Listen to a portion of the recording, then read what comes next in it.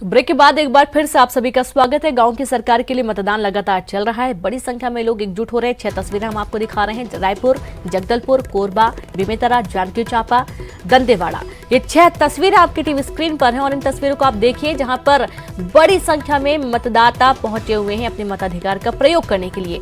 News 18 की आपसे एक बार फिर से अपील है कि आप भी अपने घरों से बाहर निकलें, अपने मताधिकार का पूरा प्रयोग करें।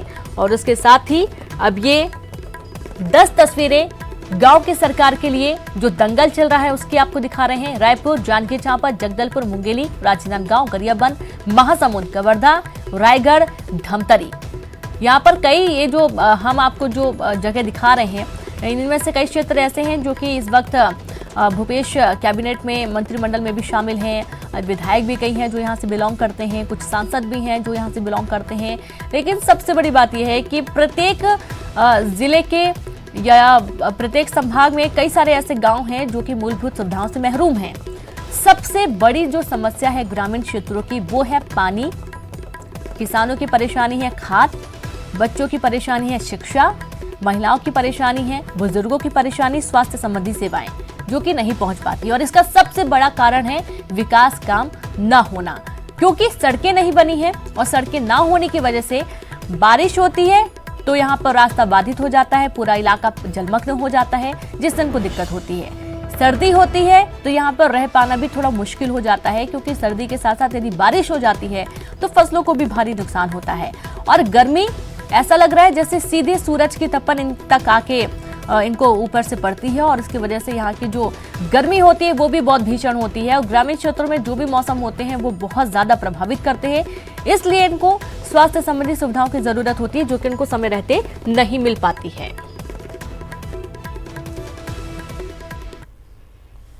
और चलिए रुक करते हैं, कोरबा का अब्दुल असलम जुड़े हुए हैं, मिथिलेश दुर्ग से बने हुए हैं।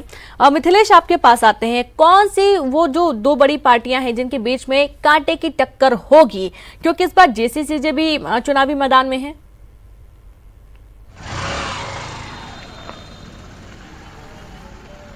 जी बिल्कुल, लेकिन जो प्रमुख जो 2 दल हैं वो भाजपा और कांग्रेस ही हैं जिनके बीच में ये सीधी लड़ाई है। और चूंकि यहाँ पर कई दिग्गजों का यहाँ पर निवास है दुर्ग में, इस वजह से ये यहाँ पर जो ग्रामीण क्षेत्रों में जो यहाँ पर चुनाव हो रहे हैं वो बेहद दिलचस्प हो जाते हैं। दुर्ग ग्रामीण क्षेत्र की बात किया जाए तो ताम्रध्वज साहू का यहाँ भी क्षेत्र है, कैबिनेट मंत्री है और काफी दिग्गज नेता भी है। और इसी तरह से बात की जाए भाजपा की तो भाजपा के भी कई दिग्गज नेता यहाँ पर निवास करते हैं। तो दोनों ही पार्टी की यदि बात किया जाए तो दोनों ही पार्टियों ने इस चुनाव को जीतने के लिए अपनी शक्ति झोंक दी थी। और ये पूरे चुनाव की बात किया जाए तो पूरे चुनाव सिर्फ भाजपा और कांग्रेस के समर्थित प्रत्याशियों के बीच में ही नजर आ रहा है रीनू। और इसको इन प्रत्याशियों को जिताने के लिए जो नेतागण है उन्होंने भी कोई कसर नहीं छोड़ी है। उनका लगातार यहाँ पर दौरा हुआ है और वो लगातार यहाँ पर जनसंपर्क भी किए हैं, प्रत्याशियों के साथ में घूमे हैं और लोगों से आशीर्वाद मांगे। उनका ये कहना है कि जिस तरह से कांग्रेस ने जो 1 साल के अंतर में जो वायदे किए थे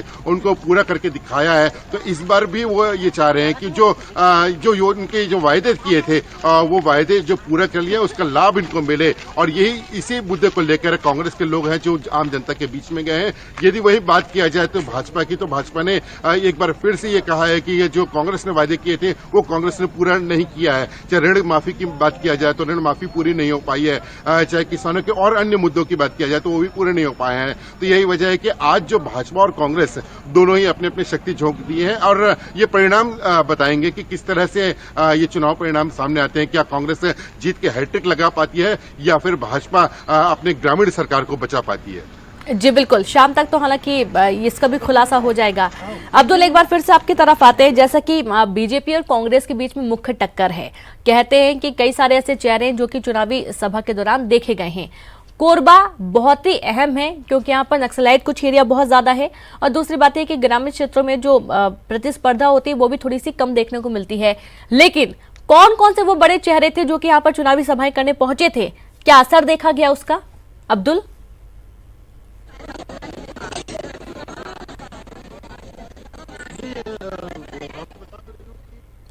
तो शायद अब्दुल नहीं सुन पा रहे हैं आवाज, उनके पास एक बार फिर से रुक करते हैं।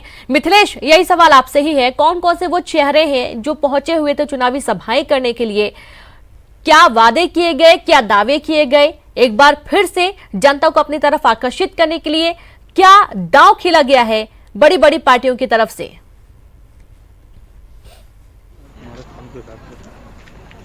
देखिए, थोड़ी देर पहले आपको मैंने बताया था कि जिस तरह से ये दुर्ग ग्रामीण का क्षेत्र यदि बात किया जाए तो कैबिनेट मंत्री और प्रदेश के गृह मंत्री ताम्रध्वज साहू का क्षेत्र है जो दुर्ग ग्रामीण विधानसभा से बिलोंग करते हैं। और दूसरी बात किया जाए तो भाजपा की, तो भाजपा के दुर्ग के सांसद जो है विजय बघेल यहाँ पर हैं। तो दोनों ही पार्टी के जो नेता हैं, ये जो बड़े नाम है, इसके अलावा इन दोनों ने न सिर्फ जनसंपर्क किया बल्कि आम सभाओं को भी संबोधित किया है। और जिस तरह से मैंने बात किया है कि भाजपा जहां कांग्रेस की विफलता बता रही है, तो वहीं कांग्रेस जो अपनी उपलब्धियों को लेकर आम जनता के बीच में पहुंची है और इन्हीं दोनों मुद्दों को लेकर दोनों ही ग्रामीण क्षेत्रों में पहुंचे हैं और लोगों को ये बताने का प्रयास किए हैं कि किस तरह से एक और यदि कांग्रेस की बात किया जाए तो किस तरह से किसानों के साथ में वादे किए और किस तरह से उन्हें पूरा किया गया। और वही भाजपा जो है, भाजपा के नेताओं भी जिस तरह से सांसद विजय बघेल की बात किया जाए या जिलाध्यक्ष की बात किया जाए, ऐसे तमाम बड़े जो नेता थे जिन्होंने लगातार यहाँ पर जनसंपर्क किया है, चुनावी आम सभाएं की है और कांग्रेस की विफलताओं को बताने का प्रयास किया है। तो दोनों की यदि बात किया जाए तो दोनों के ही नेता यहाँ पर मौजूद रहे हैं ग्रामीण क्षेत्रों में, जो किसी भी तरह से ग्रामीण क्षेत्रों में अपनी जीत सुनिश्चित करने के लिए उन्होंने दौरा किया है, आम सभाएं किया है और इन्हें पूरा विश्वास है कि इस बार जो है वो जीत उनके साथ होगी। यानी कि जीत का पूरा भरोसा उनको लग रहा है और यही कारण है कि यहाँ पर बड़ी संख्या में जो चुनावी प्रचार करने के लिए नेता भी पहुंचे थे।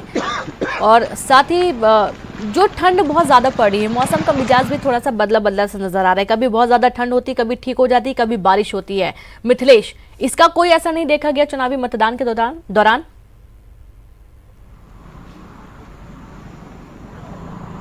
देखिए, जब से सुबह 7 बजे से यदि बात किया जाए तो 7 बजे से जरूर मौसम में बदलाव आ रहा है। कभी बादल छा जाते हैं, कभी धूप निकल जाती है। ठंड का बहुत असर दुर्ग में नहीं देखा जा रहा है। और रही बात ये, मौसम तो बड़ा अच्छा है कि जैसे 2 दिन पहले तक गर्मी लोगों को लग रही थी, फिर उसके बाद में अचानक से ठंड आ गई थी। लेकिन आज के मौसम की बात किया जाए तो वो मतदान के अनुकूल है। लेकिन ये जरूर है कि लोगों ग्रामीण क्षेत्रों में यहाँ पे मतदान हो रहे हैं, लोगों को अपने काम धंधों में भी निकलना पड़ता है। इसलिए सुबह की बात की जाए तो सुबह 7 बजे से यहाँ पर अधिकांश यहाँ पे ग्रामीण क्षेत्रों के लोग पहुंचे और अपने मतों का प्रयोग किया। कुछ ऐसे मतदाता भी हैं जो अपनी जागरूकता का परिचय दिए, जो 90 वर्ष के ऊपर से हैं, जिनको हमने देखा है कि वो अपने मतों का प्रयोग करने के लिए और ये बहुत ही खूबसूरत तस्वीरें हैं मिथिलेश दुर्ग की, जहां पर बुजुर्ग भी पहुंचे हुए हैं सुबह से मतदान करने के लिए। क्योंकि अक्सर देखा जाता है युवाओं में तो जोश होता है, लेकिन बुजुर्ग जिन्होंने अपनी सामने न जाने कितनी पीढ़ियां देख ली होंगी, वो भी मतदान करने पहुंचे हैं और यहाँ से ही उनके उत्साह का भी पता चलता है।